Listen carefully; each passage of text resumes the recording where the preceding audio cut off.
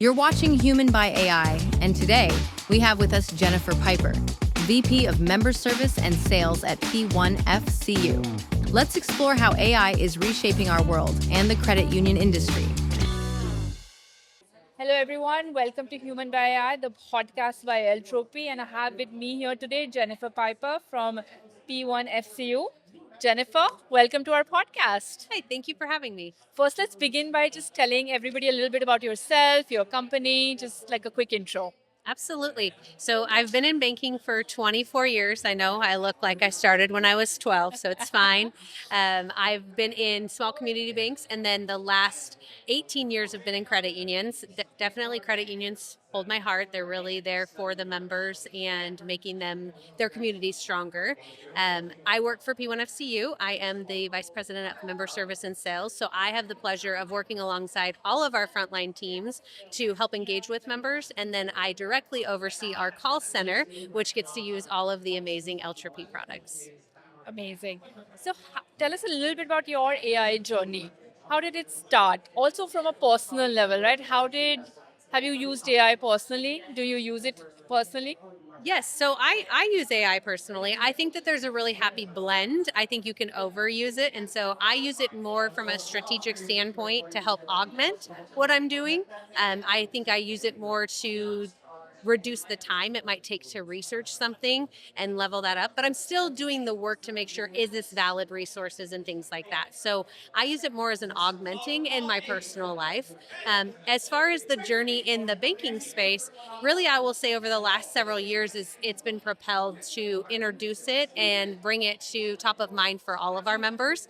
We had some speed bumps along the way, and we've just persevered through that and really brought it to life to where now we have a lot of really great things happening with AI because we chose to blend it, not just throw it in somebody's face and say this is how we're going to do it.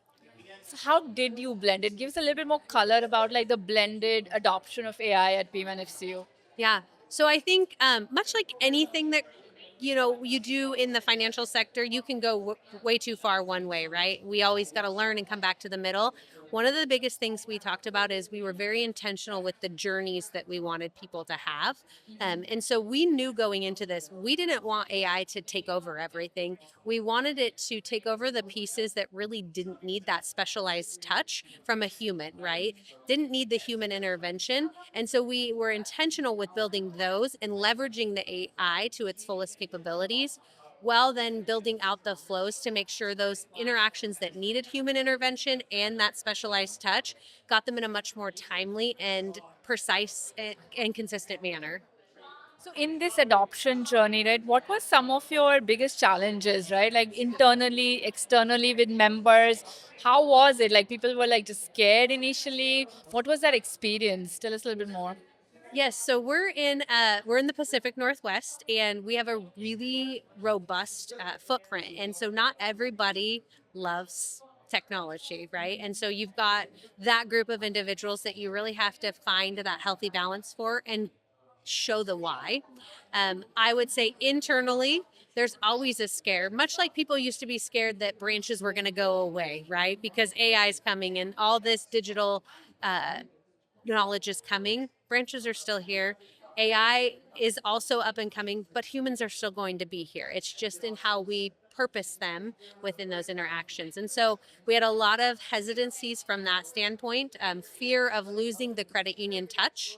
And so we had to be really, really thoughtful on what does that look like? Where do we need to spend our resources to make sure that we don't lose the human touch. We don't push something on somebody without them understanding the why and how it can elevate their experience.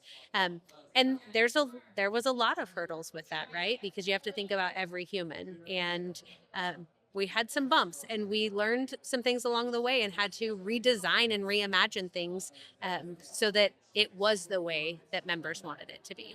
Now that there's a little bit more adoption within employees, with what are the features they're loving, and what is the things that they were really hating or like, nope, no can do. Yes. I would say loving the seamlessness of it. So the flow, specifically in my world, I directly oversee the call center.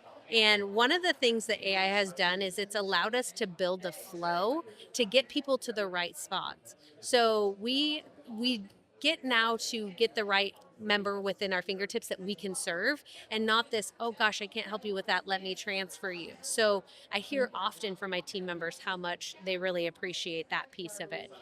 They appreciate the ability to quickly answer more complex questions versus going through all of the kind of what I call, main level type stuff. That's all taken care of for them, and so they're very appreciative of that. What they don't love, I think sometimes AI can do its own thing. It sometimes has a mind of its own, and so I think you hear from the member, right? You're on the phone with the member. You get their perspective, and it's really hard to validate whether is that just their perspective, is something going wrong, and figuring out how to action it. That to me would probably be the biggest hurdle or thing that they don't love. Right. And what kind of an approach did you guys take? Was it like crawl, run, walk, smaller, bigger, scaled your AI implementation, or you guys just took a decision that this will be enterprise wide at scale? Just like some color on that. I would say that I think a little bit of all, right? I think it depends on what AI we were implementing. We had a group that went through some, AI best practices, and making sure that we were using it in a responsible way. And so that looks different depending on where it's being leveraged. I would say with the most recent, the biggest part of the AI we use, we were all in. We just jumped right in and said, let's do this. We need to work through it. We took our time doing it, but we did it on a level that was probably grander than had been done in the past. And I think we hear a lot around trust, guardrails. Like, what is AI doing, the black box, the brain behind it? So, what measures have you taken within your organization to understand, so the AI doesn't go wrong? What guardrails? How are you maintaining the trust factor? Yeah. So I think that some of that is wherever we're using it, that we do have some sort of checks and balance, right? If we're using it for research, we're making sure that we're validating an aspect of that. So we have Teams Copilot, right? So you can get a lot of support with that on Copilot. So are we using it responsibly? Is it accurate information? So there needs to still be that human element where we check it. In the L-P specter, we're using all of the technology that is provided to us by L-P to make sure we're checking, is it answering questions correctly? Is it doing what it is? And if not, where is the gap in information? Is that on our website? Is it in a different internal resource? And we're really spending more time looking at that than we are having to build it, because the AI is doing what it's doing. So we're spending more time just making sure that those guardrails are in place. And as you, kind of, my questions are not very linear. So, as you started implementing AI from a technology perspective, right? What were some of the challenges? Like, did you have to hire specialists in AI internally to help you adopt it? Like, how did that process go? How did you upskill? Yeah, I would say our account individuals, Lisa comes to mind. She taught us a lot. So Wonderful. I would say we all came to the table with a little bit of knowledge. We definitely had to do our own research. We learned a lot from our account representatives helping guide us through it. We asked challenging questions. I think we might have had some unreasonable requests too, but we figured it out and we made it work because we came to, here's what we can deliver. I don't know that we didn't internally have one AI expert. I think we had a group of individuals who could collectively come together and deliver a project that made sense, that was safe, and leveraged our partner to the fullest. I would say, I'm not sure again, I'm referencing the most recent because it's what's most familiar. We wouldn't have made it through without our account representatives helping us, guiding us through that AI and what's realistic and what's not. Yeah, absolutely makes sense. So I think I personally feel that AI is as much a technology story as it is a workforce transformation story, right? It's really changing how we work. So what are your views on that? Like, are you seeing upskilling, reskilling, different types? Like, what's the plan for the workforce?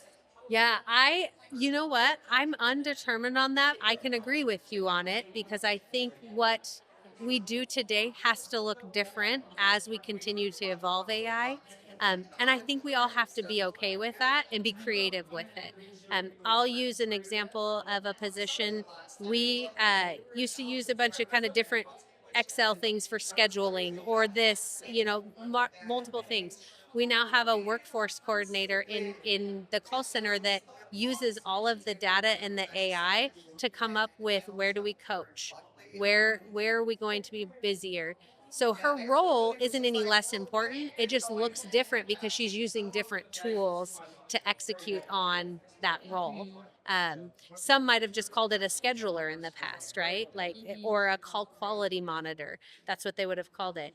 But that's not, it can't be that way anymore with AI because a lot of those components of those roles can now be automated. So now you've got to level up that position to take it to the next level and really leverage what we're learning from the AI to put it into practice with our humans.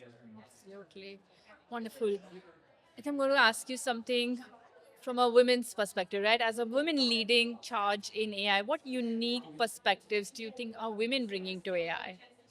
I think that we're so used to multitasking that um, I think we have a different view of the ability to implement something across multiple areas because we are multitaskers. I think we also have a natural instinct for human emotion.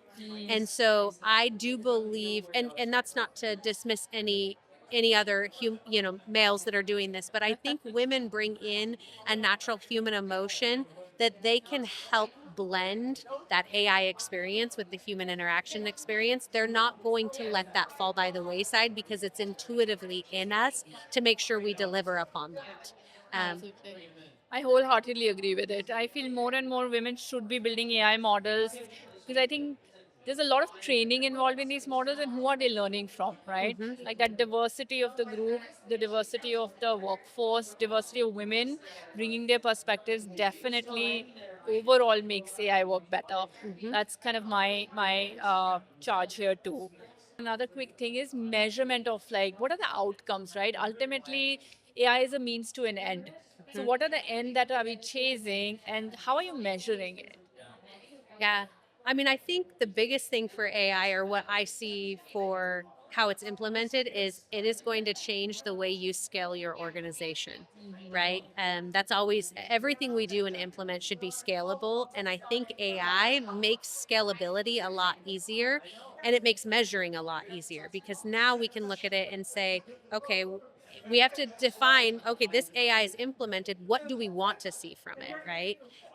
And so we're measuring by things like abandon rate. Are we losing less interactions because the AI is actually helping more? Are we seeing better sentiment because the AI is helping more, right? It doesn't mean it took over the call. It means that it's helping bring the entire call to life and having a more positive impact. So that's how we're measuring today. Timeliness. So of course, a lot of those in the call center is going to be how do you be more effective with the same amount of FTE that you have, and so you can measure things like call time and all of that. So that's how we're measuring today.